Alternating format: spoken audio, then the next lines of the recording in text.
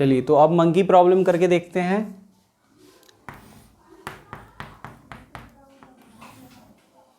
Suppose एक monkey है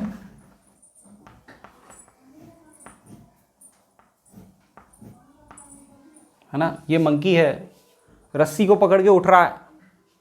मान लो 5 kg का मंकी है। कितने का मंकी है? 5 kg का। अब खुद इमेजिन करिए कि अगर आपको रस्सी पे चढ़ना होता है तो आप क्या करते हैं? क्या रस्सी आपको खुद से खींचने लगता है? नहीं, आप रस्सी पे ऐसे पुश करते हैं, नीचे रस्सी को खींचते हैं। तो जब आप रस्सी को खींचते हैं तो रस्सी छोड़ देगा क्या? नहीं। तो आप रस्सी पे लगाते फोर्स नीचे, वो फोर्स लगाएगा ऊपर, और इसलिए आप ऊपर उठ जाते हैं।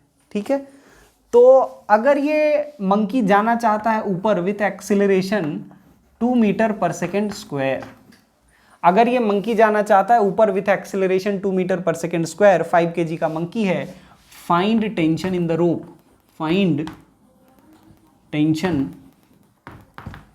इन द रोप, रोप में टेंशन बताओ।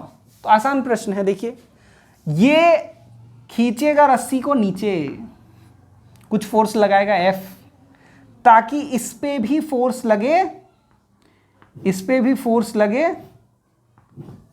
F, इस तरह से कि ये F इसके mg को ना केवल बैलेंस करे बल्कि ऊपर भी लेके जाए। 50 न्यूटन ये लगाएगा रस्सी पे F, ताकि रस्सी भी लगाएगा इस पे F, और इस F की वजह से ये ऊपर जाएगा with acceleration 2 meter per second square.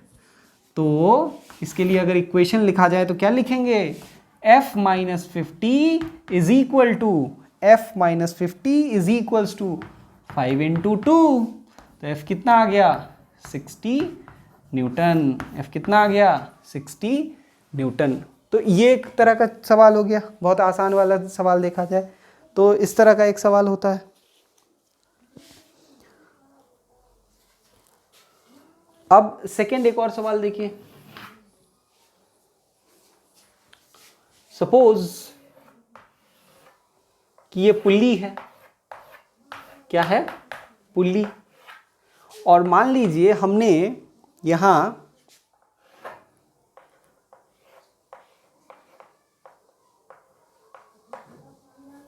बांध के रखा है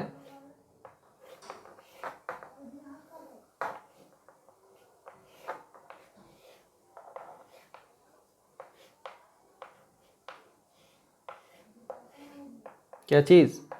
सोचिए, मंकी को क्या पसंद है ना? केला। केला बांध के रखा हुआ है और यहां पे मंकी है।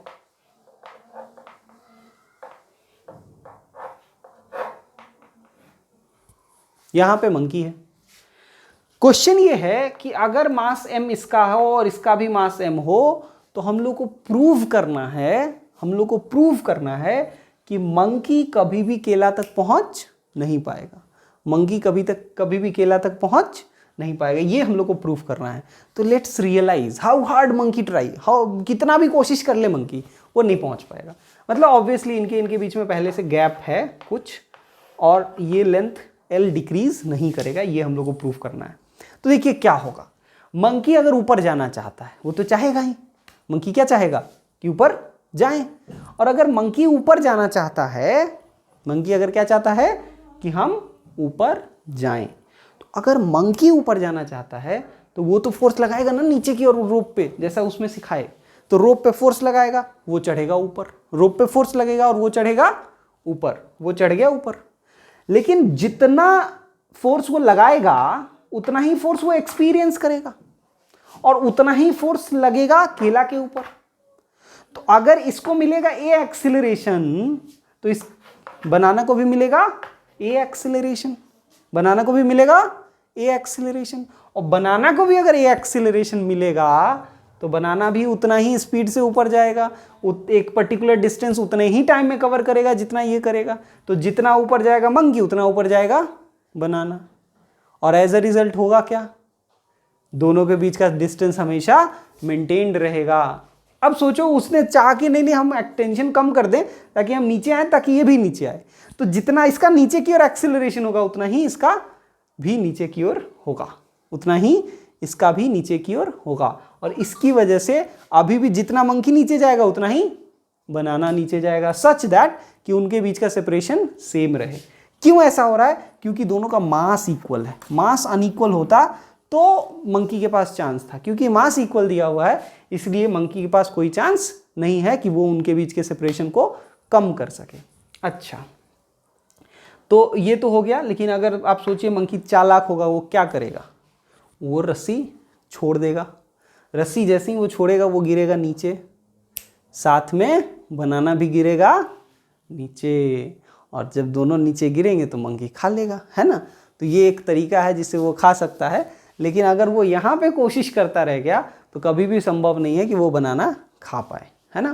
तो ये एक तरह का क्वेश्चन होता है। अच्छा, इसी में इस वाले में एक और तरह का क्वेश्चन पूछा जाता है कि अगर मान लीजिए वो चाह रहा है कि नीचे आए कितने से, तो नीचे आए मान लीजिए 3 मीटर पर सेकेंड स्क्वायर से, तो कितना टेंशन होगा? ये भी तो हो सकता है ना क्वेश्चन। तो ये भी पार्ट को बना ही लेते हैं, है ना। मान लीजिए पहले तो बना लिए कि 2 मीटर पर सेकेंड स्क्वायर से ऊपर जा रहा है तो कितना टेंशन होगा।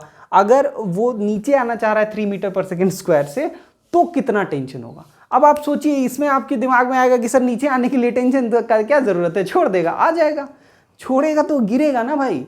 वो ये थोड़ी चाह रहा है कि जी से नीचे आए, वो चाह रहा है कि आराम से नीचे आए, धीरे धीरे करके नीचे आए, है ना, ताकि वो गिरे नहीं, चोट नहीं लगे। देखिए कितना एक्सीलरेशन वो चाह रहा है, 3 मीटर पर सेकेंड स्क्वायर। वो 10 मीटर पर सेकेंड स्क्वायर नहीं चाह रहा है, जी का वैल्यू नहीं चाह रहा है, वो चाह रहा है 3 मीटर पर सेकेंड स्क्वायर। तो उसको फोर्स लगाना पड़ेगा अपने आप को रुकने के लिए, तो वो फोर्स लगाएगा, और ये टेंशन भी उस पर फोर्स लगाएगा। वो छोड़ देगा तब तो ये जीरो हो जाएगा, तब तो उसका acceleration 10 metre per second square होगा।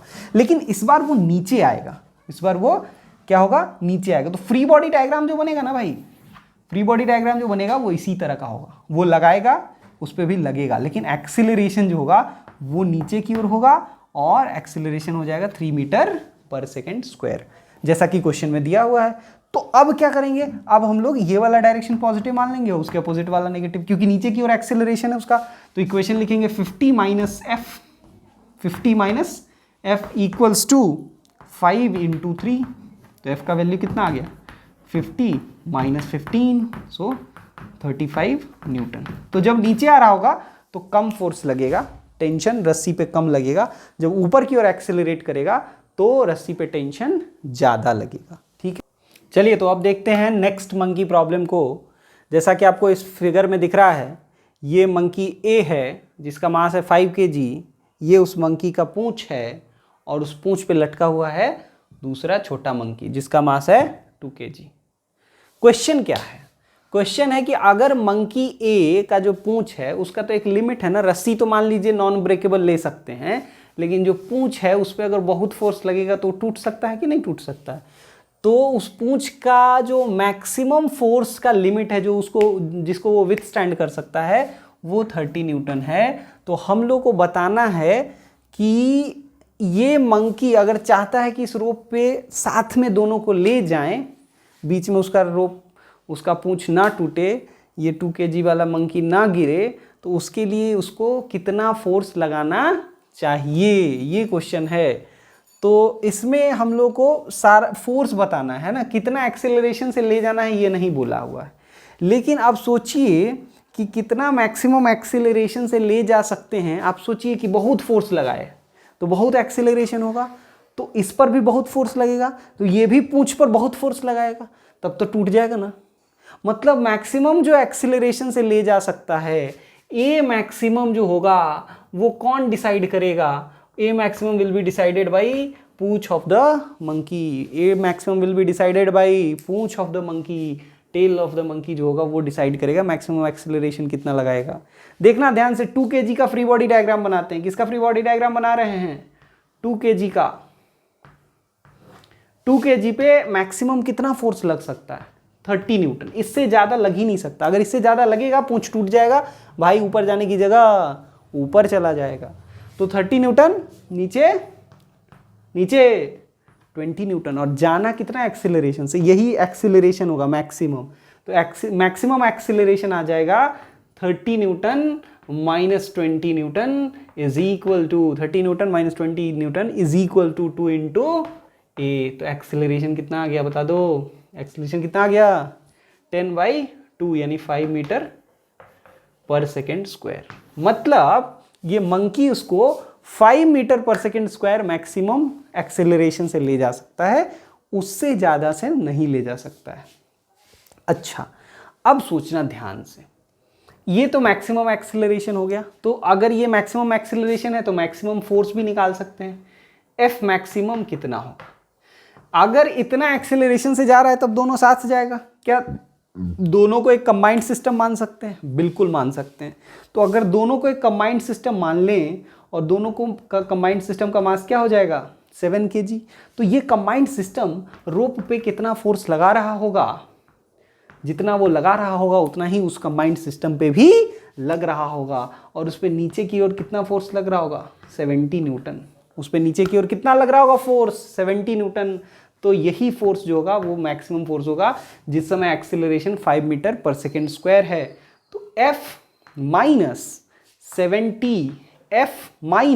70 equals to 7 into 5 metre per second square, and hence ये net force equals to mass into acceleration लगाए, तो मैक्सिमम फोर्स जो आता है वो कितना आता है 70 plus 35 and this comes out to be 105 newton. अब मिनिमम फोर्स कितना लगना चाहिए? एफ मिनिमम कितना होना चाहिए? कितना मिनिमम फोर्स ले जाए कि कम से कम ऊपर ले जा सके, कैरी कर सके मंकी बी को ऊपर की ओर। तो ऊपर कैरी करने के लिए मिनिमम फोर्स कितना लगना चाहिए? सोचिए, अगर ये फोर्स इनके वेट से छोटा हो गया, क्या ये ऊपर जा पाएंगे? नहीं जा पाएंगे। ये मिनिमम कितना फोर्स लगना चाहिए ऊपर जाने के लिए? मिनिमम फोर्स इनके वेट के बराबर होना चाहिए, and hence F minimum is equals to 70 newton. इस समय वो कांस्टेंट वेलोसिटी से जा सकते हैं, इस समय वो कांस्टेंट वेलोसिटी से जा सकते हैं, और इस समय वो 5 मीटर पर सेकेंड स्क्वायर के वेलोसिटी से एक्सेलरेशन से जा सकते हैं।